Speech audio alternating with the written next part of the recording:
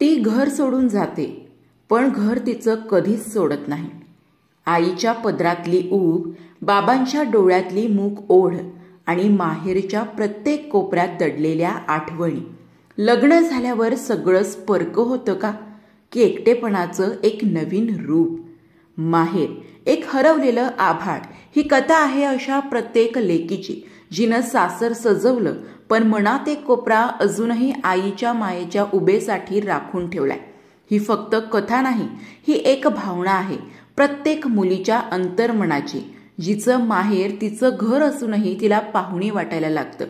तुमचंही मन एकदा माहेराच्या आठवणीनं भरून आलं असेल तर ही कथा तुमच्यासाठीच आहे. कथा पूर्ण पाहायला विसरू नका आणि जर ही कथा आवडली तर नक्की लाईक करा, शेअर करा आणि चॅनेल सबस्क्राईब करायला विसरू नका. आठवणींच्या गाठीशी सगळं बांधून ठेवणारी एक मुलगी होती. नाव तिचं वर्षा. ती सुद्धा प्रत्येक मुलीप्रमाणेच मोठी झाली. बाबांच्या खांद्यावर बसून जत्रा पाहणारी, आईच्या पदराला धरून रडणारी आणि मोठं होत होत अख्खं माहेर गाठणारी. वर्षा आई वडिलांची एकुलती एक मुलगी. घरात तिचाच माज होता. सकाळी उठल्यावर तिच्या हसण्याचा आवाज आल्याशिवाय घरात दिवा लागत नसे. आईसाठी ती जिवंत प्रार्थना होती आणि वडिलांसाठी जगण्याची खरी प्रेरणा. तिचं माहेर म्हणजे एका आभाळासारखं होतं. सुरक्षित, मोकळं, निरपेक्ष.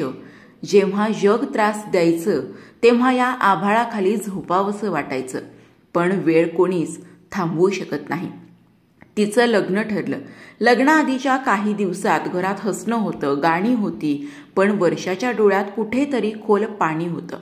आई ती पाणीदार नजर बघून म्हणायची, काय ग, लग्नाचं टेन्शन? वर्षा नुसतीच हसायची, पण त्या हास्यात भीती होती. आपल्या घरापासून दूर जाण्याची, आपल्या माणसांपासून दूर होण्याची.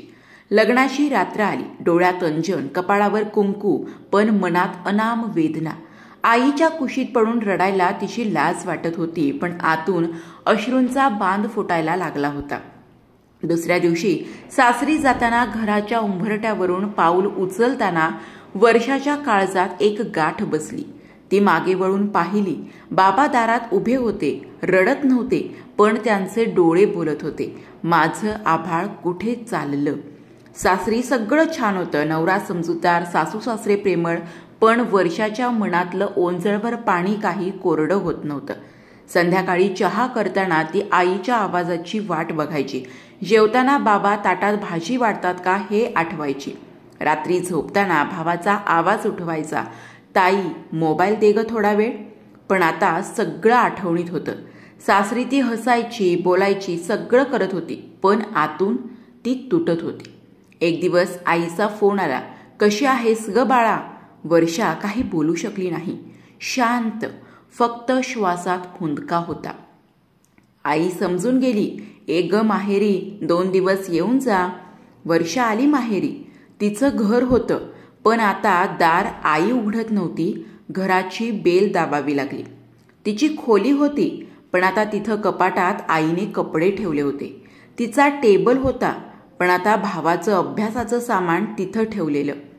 तिला हळूहळू जाणवायला लागलं, घर अजून आहे, पण तिचं नाही राहिलं. रात्री झोपताना आईच्या मांडीवर डोकं ठेवून ती रडली, आई, माहेर खरंच परकं होतं का ग? आईचा हात तिच्या केसातून फिरत राहिला. मुलगी लग्न करते तेव्हा घर तिला परकं करत नाही ग, पण घर तिच्याशिवाय जगायला शिकतं आणि ती घराशिवाय जगायला शिकते. हाच सगळ्यात मोठा वेदना असतात. दुसऱ्या दिवशी ती परत सासरी निघाली.